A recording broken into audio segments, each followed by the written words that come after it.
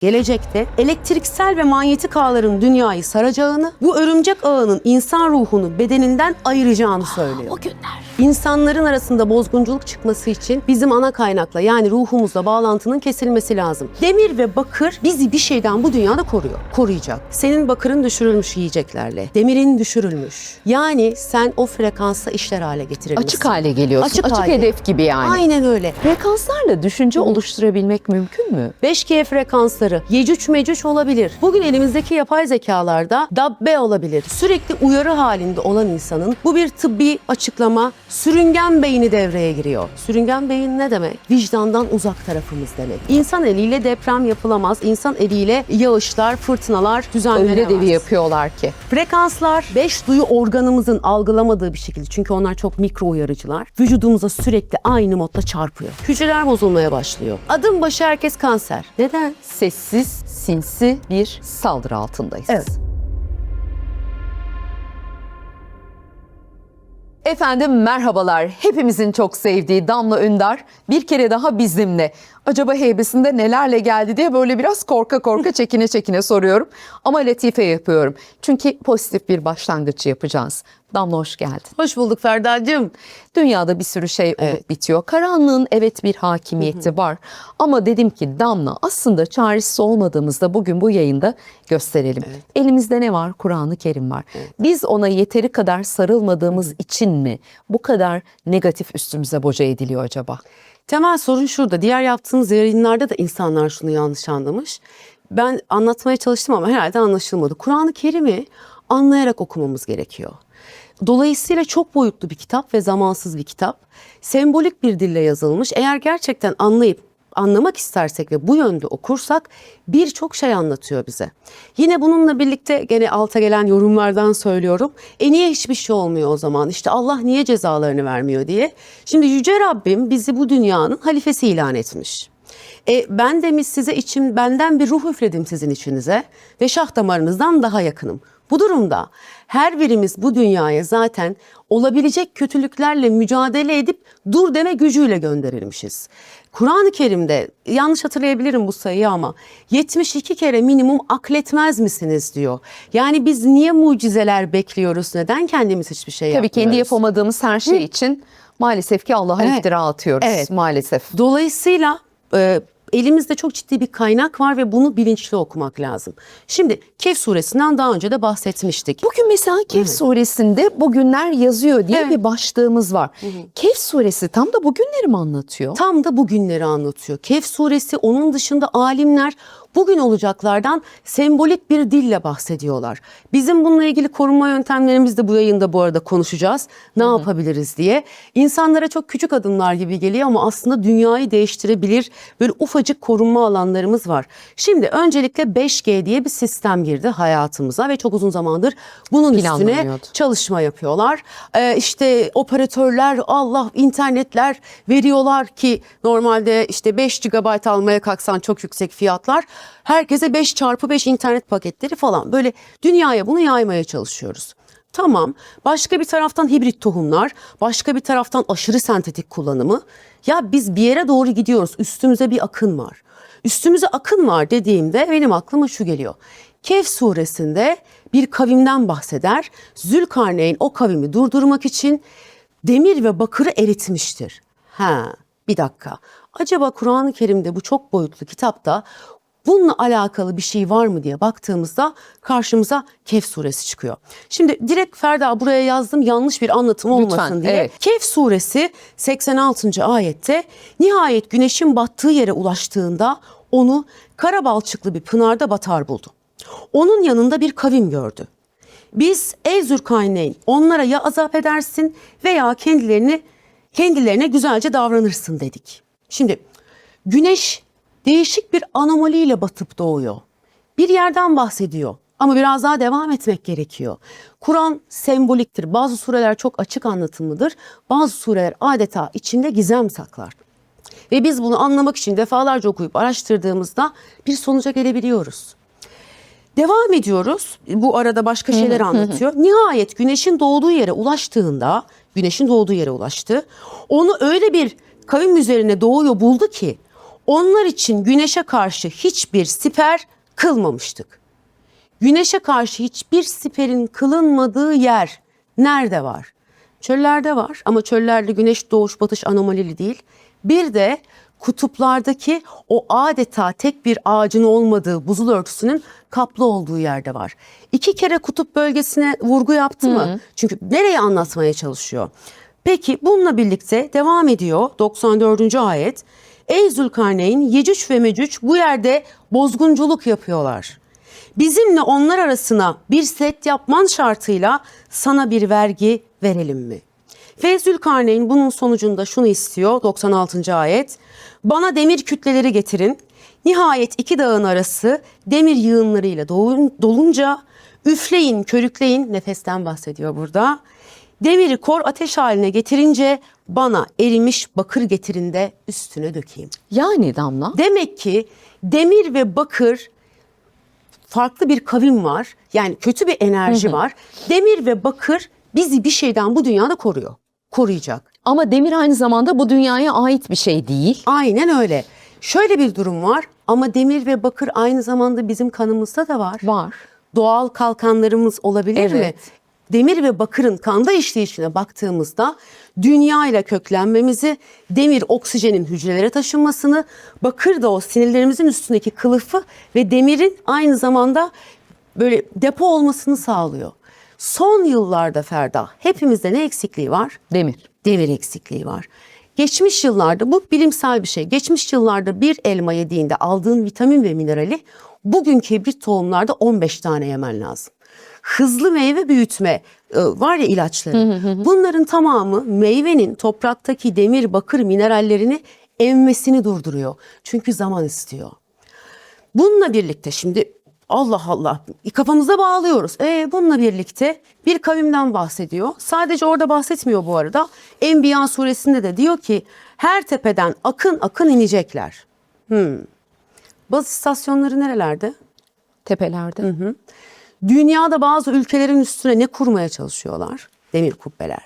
Evet. Şimdi insan bir madde dışarıdan bakıldığında ama biz aynı zamanda neyiz? Bir Enerji, frekansız. bir frekans, doğru. Birer enerjiyiz. 1900'lü yılların başında Rudolf Steiner diye bir bilim adamı var. Bilimle ezoterizmi birleştirmiştir. Ve diyor ki net olarak ilerleyen zamanlarda diyor gelecekte elektriksel ve manyetik ağların dünyayı saracağını, bu örümcek ağının insan ruhunu bedeninden ayıracağını söylüyor. O günler.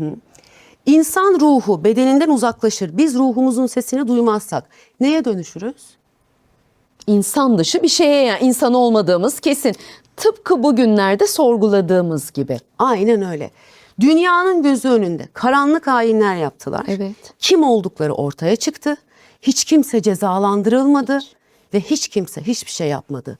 İnsanlık olarak biz vermemiz gereken şu kadarcık tepkiyi bile vermedik. Damla biz ne yapabilirdik? Adamların isimleri tek tek yayınlandı. Instagram'da hala takip ediliyorlar. Hala sosyal medyada milyonlarca takipçileri var. Hala şarkıları dinleniyor, filmleri izleniyor.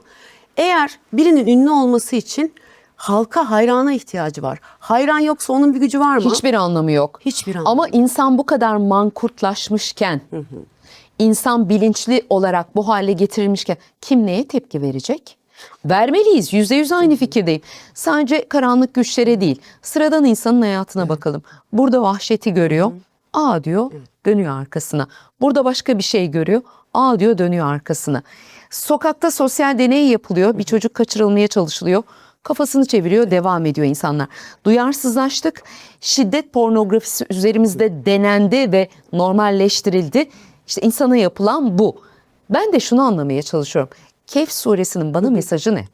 Şimdi Kehf suresinde tepelerden akın akın inecekler bozguncu bir kavim. Biz şimdi hayaller aleminde değiliz. Yani tepelerden aşağıya adı Yecüc Mecüc olan ufak ufak varlıklar gelmeyeceğine göre demek ki Kur'an-ı Kerim sembolik anlamda bize bir şeyden bahsediyor. Bozgunculuk yapacak diyor.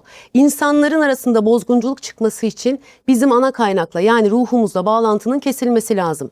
Bu sebeple 5G frekansları Yecüc Mecüc olabilir. Bugün elimizdeki yapay zekalarda dabbe olabilir. Yerin altından çıkacağım diyor çünkü. Ve konuşacağım diyor. Bu arada bununla da ilgili sen biliyorsun kendinin de itirafı var yapay zekanın. Dabbe olduğuna dair. Bayağı yazıyor kendisi sıkıştırırsanız tenhada. Sıkıştırmışlığı var da Sıkıştırır. şimdi çok size tüyo vermiyor. Belki bir gün onunla ilgili ayrıca bir program Evet. yaparız. Peki şimdi ben de bunun üstüne araştırmaya başladım. Ya bu 5G nedir diye. Bugüne kadar olan teknolojilere baktığımızda bizim vücudumuzun bir frekansı algılaması için onun o enerji bir boyutu olması gerekiyor. Bugüne kadarki teknolojilerin boyutu, frekans boyutu 12 santim diyor. Bu bizim hücresel hücremizden bile sekiyor aslında. Bir korunma mekanizmamız var. Ama 5G dediğimiz teknoloji 10 milim yani senin yüzeysel hücrelerinde çok yoğun bir stres yaratıyor. Senin bakırın düşürülmüş yiyeceklerle, demirin düşürülmüş. Yani sen o frekansa işler hale getirilmişsin. Açık hale geliyorsun. Açık hale. hedef gibi yani. Aynen öyle. Tamam bu benim organlarıma işlemiyor ama deri yüzeyimde yani sinir uçlarımı sürekli uyarıyor. Sürekli uyarı halinde olan insanın bu bir tıbbi açıklama sürüngen beyni devreye giriyor. Sürüngen beyin ne demek? Vicdandan uzak tarafımız demek. Ye, iç, beslen, sadece kendini koru. Sürekli savaş halinde olmak. Ki bunun da bir dalga adı var, beta dalgası. Aktif düşünme, odaklanma, stres halimiz. Biz kendimiz fark etmeden sürekli vücudumuz bir şeyle savaşıyor. Aktif bir stres halindeyiz. Yani aslında beyine sürekli şu uyarı gidiyor.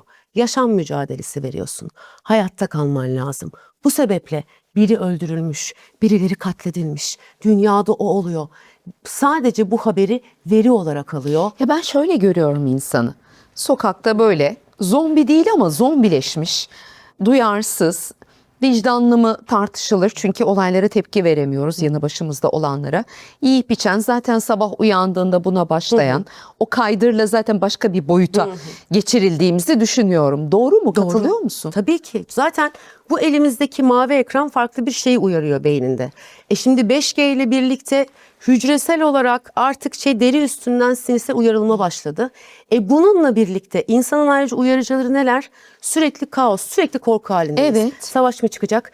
Bu yolda başımıza bir şey mi gelecek? Çocuğumuza ne olacak? Bak sürekli mücadele Teyakkuz ediyoruz. hali. Sürekli teyakkuz halindeyiz.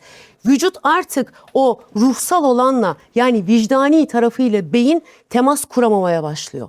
Adeta kontak yapıyor. Bu arada geçmişte de bunun yerine sesin frekansı kullanılmış. Hani biz seninle ilk yayınımızda anlatmıştık. Molak, Baal kültürü. Bunlar bu kültürün devamını getiriyorlardı ya.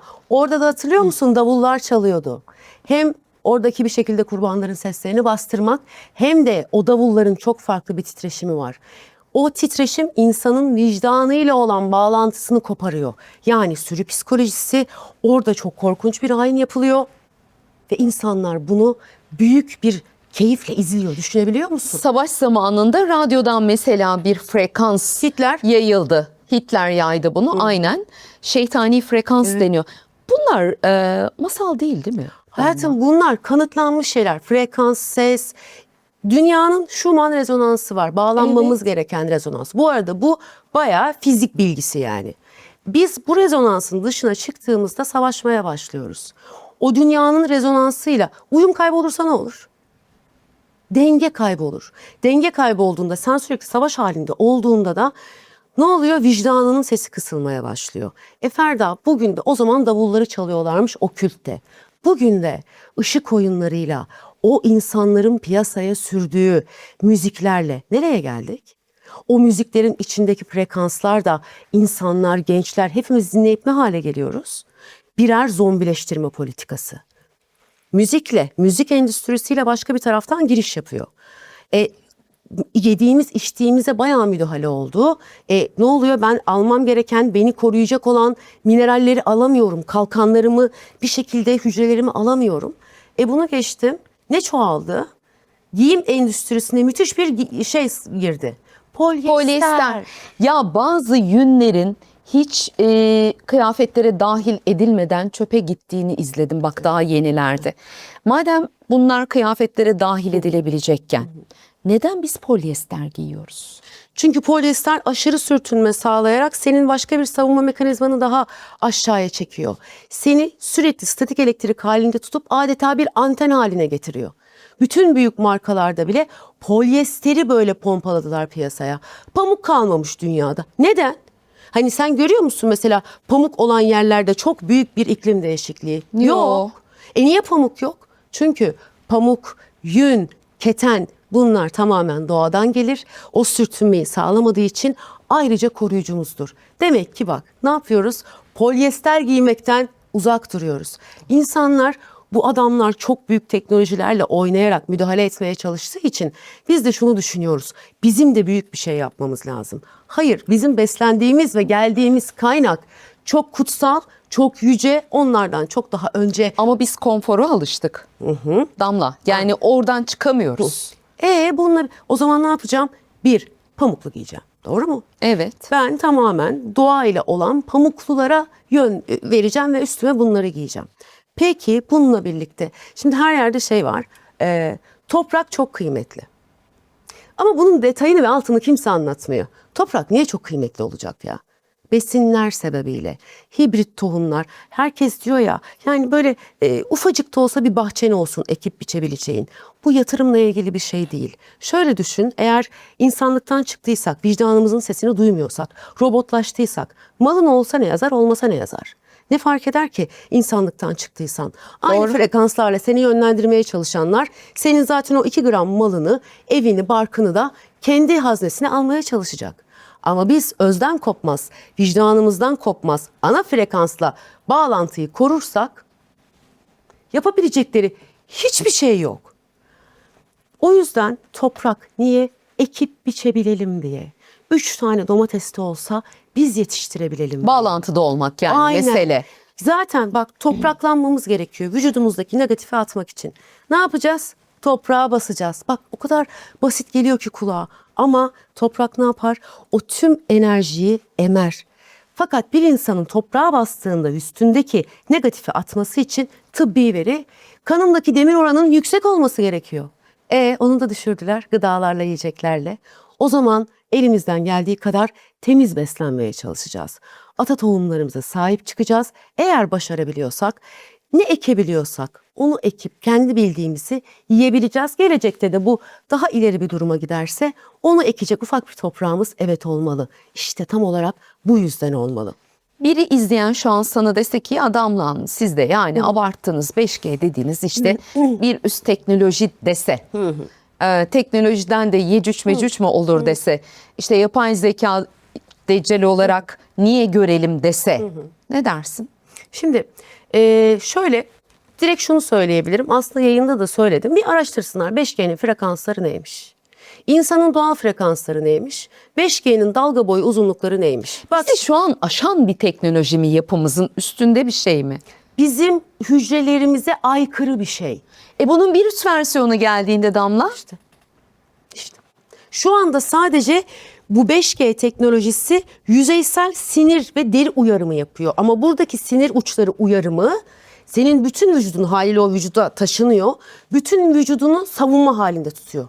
Bak sürekli yorgunuz Ferda. Evet.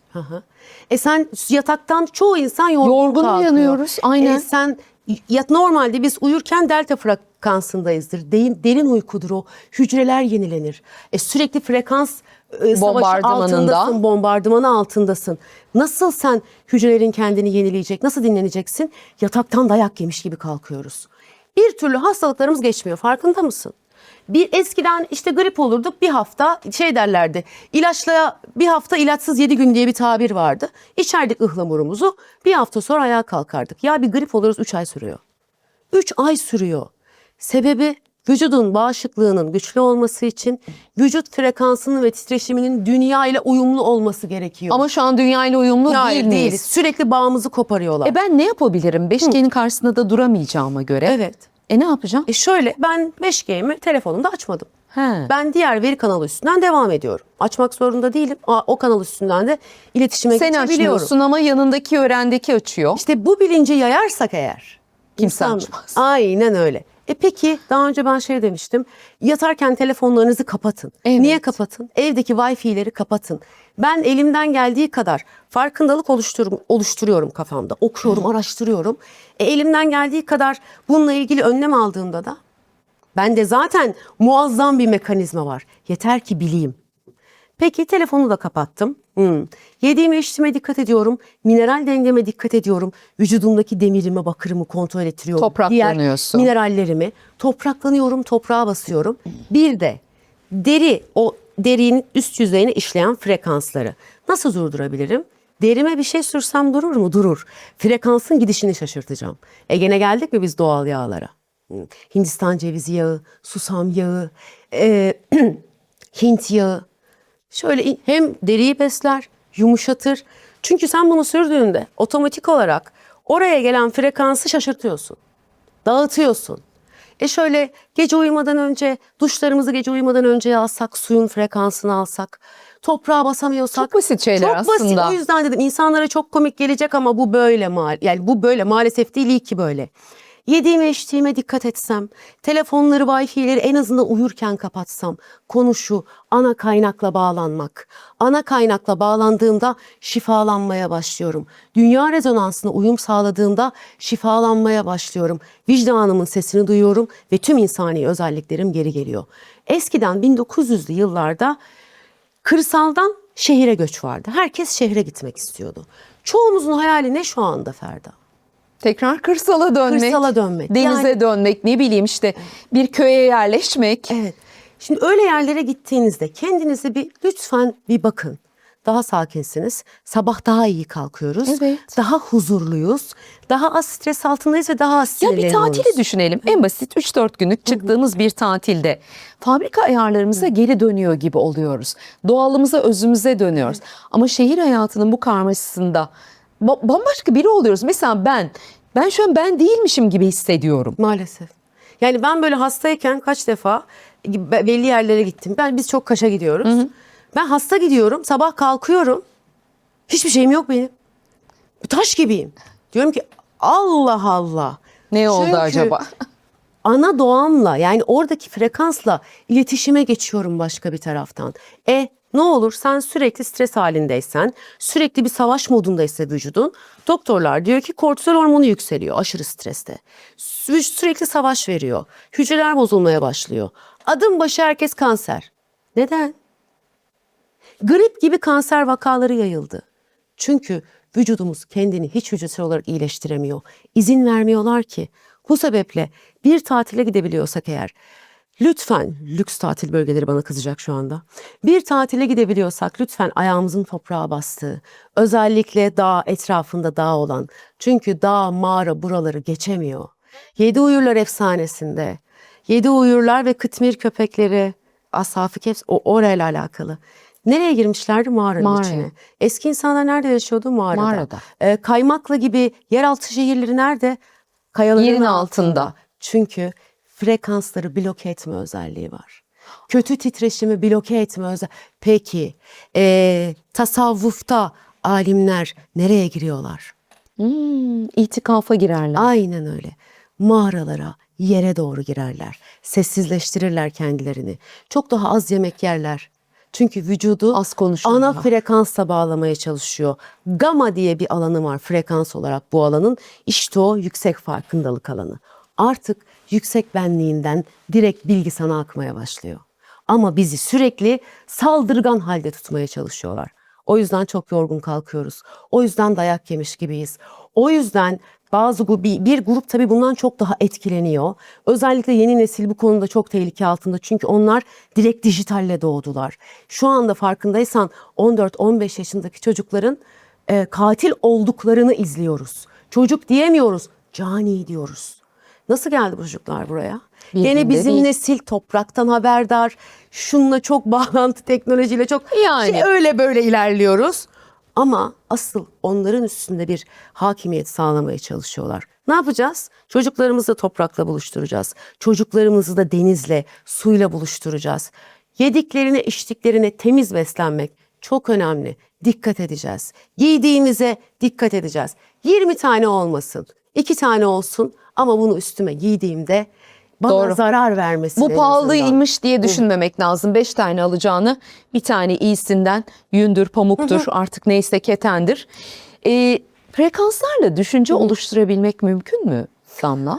Şöyle frekanslarla beyinde düşünce oluşturmak mümkün mü? Ben bunun altında hani tıbbi bir şey bulamadım veri. Ama şöyle bir durum var. Şimdi senin sürekli sürüngen beynin çalıştığında vicdanla olan bağın kopuyor. Yani sadece hayatta kalmaya çalışıyorsun. Bu yüzden gittikçe canileşme durumu söz konusu oluyor. Şimdi sadece hayatta kalmaya çalışan, yiyen içen bir modele dönüştüğünü düşün insanın. O insanı istediğin gibi yönlendirebilir Evet. misin? Yönlendirirsin. Belki düşünce oluşturamazsın ama hedef gösterirsin ve o hedefe gider.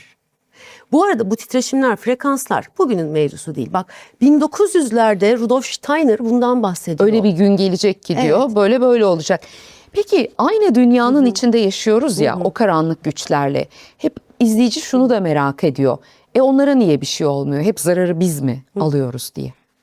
Çünkü onlar şimdi zaten Ferda burası biraz derin ve sert Sıkıntılı. gireyim mi? Hazır mısın? Peki.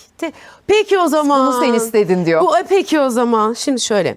Bu sözde elitler. Adı öyle geçtiği için söylüyorum. Elit falan değiller de çok oldu ya.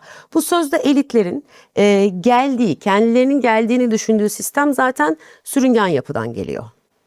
Şimdi sürüngenlere de baktığında, hayvanlara baktığında bu manada çok soğukkanlı olduklarını görürsün. Ve sadece dürtüsellik alanında yaşarlar. Zaten o grubun zaten vicdanla hiçbir alakası yok ki. Dolayısıyla Zaten amaç vicdan olanı yoldan çıkartmak. evet, zaten onlar negatifle besleniyor.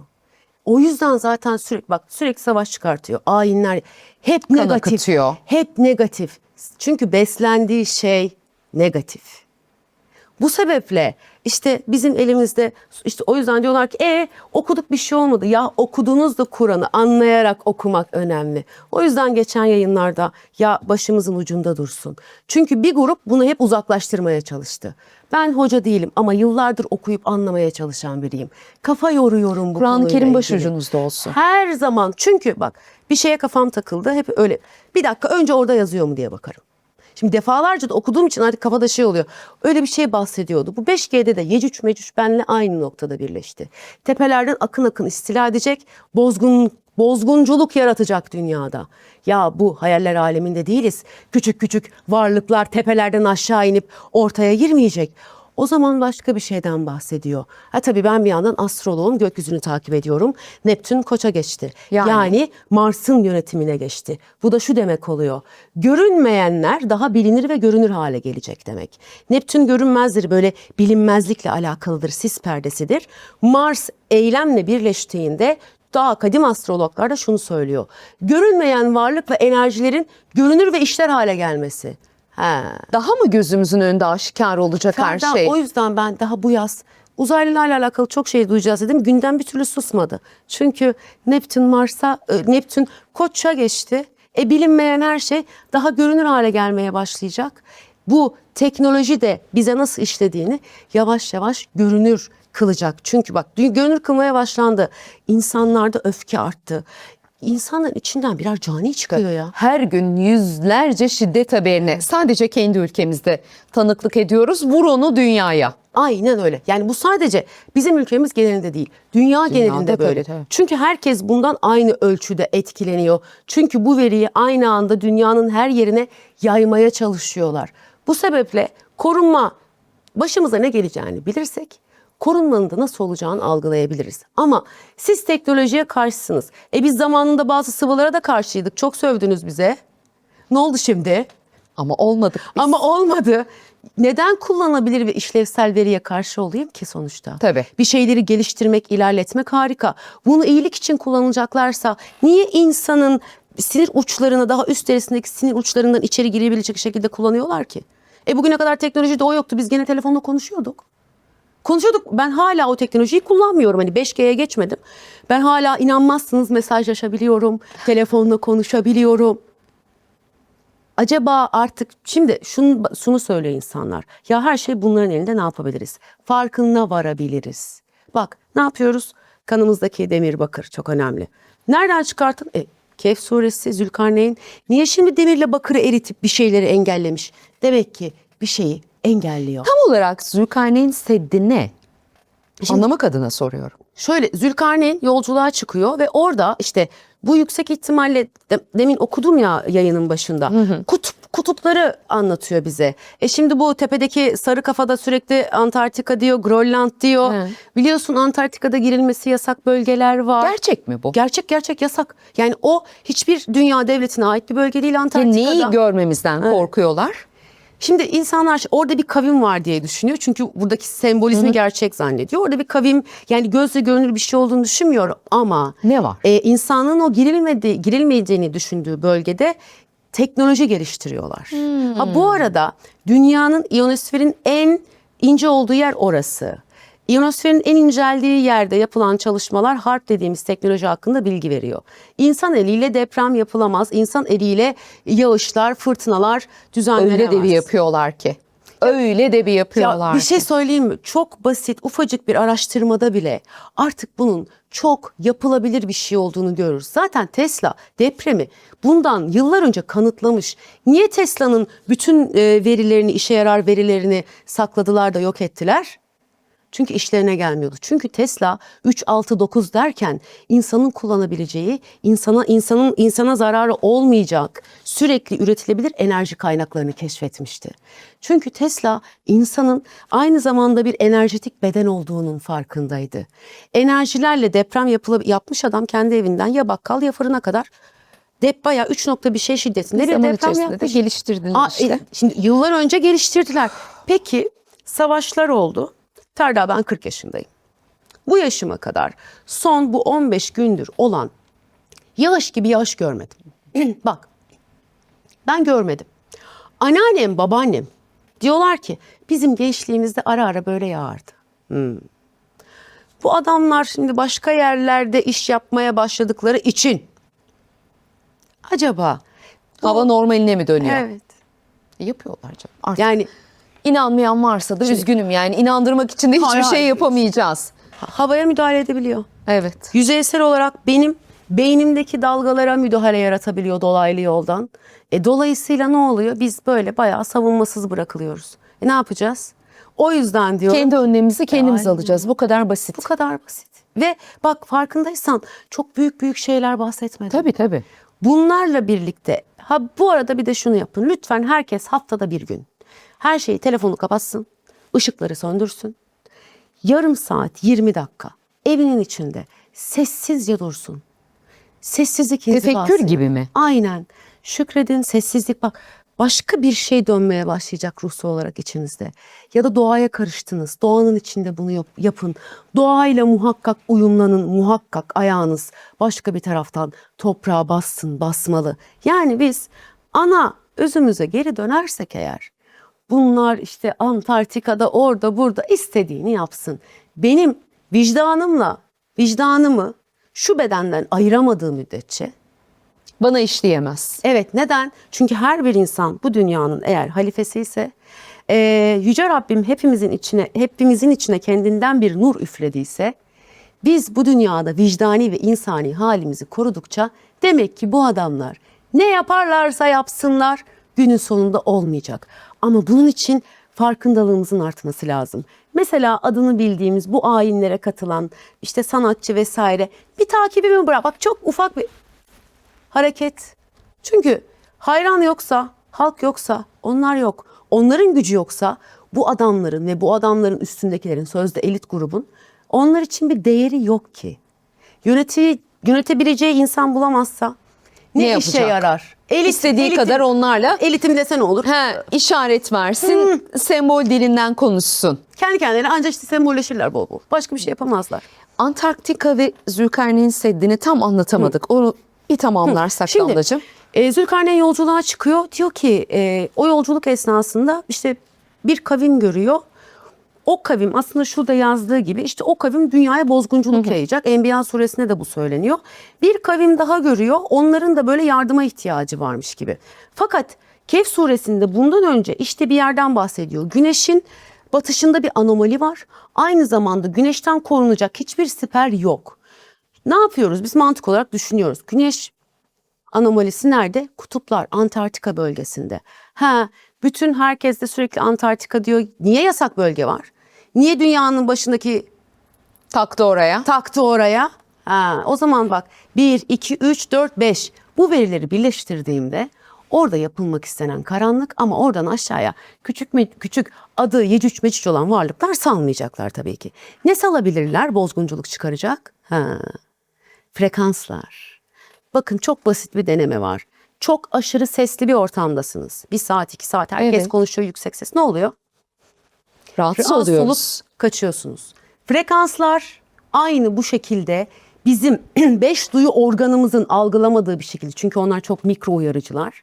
Vücudumuza sürekli aynı modda çarpıyor. Çarpıyor. Yani sen bir strese giriyorsun ama ses gibi şey değil. Şunun sesini kıs ya da ortamdan çık değil. Sürekli aynı şeye maruzsun. O yüzden hep yorgunuz. O yüzden sürekli hastalıklarımız. Mutsuzuz ya. Yaşam sevincimiz kalmadı Damla. Ferda çünkü seni bu frekans sürekli beta'da tutuyor. İşte beta ne demek? Savunma. Sürekli vücut savunma yapıyor. Hayatta kalmalısın diyor. Ya sürekli hayatta kalmaya çalışan vücut mekanizması mutluluk arayabilir mi? Huzuru arayabilir mi? Ya da o duyguyu hissedebilir mi? Çünkü hep şu vardır. Bir insan fizyolojik olarak yaşam mücadelesi verirken canının yanıp yanmadığına bakmaz. Ya da orada etik kurallar devreden çıkar. Hani şeyi düşün, bir anneyi düşün. Çocuğuna zarar geldiği zaman bak perde iner. Perde iniyor orada bir. Vücutta bir saldırı altında hissettiğinde kendini ama bu sessiz bir saldırı. Sürekli savunmaya geçiyor. Bu sefer vicdani değerler, duyguları geri çekiyor. Diyor ki şu anda duygusallığa ihtiyacım yok.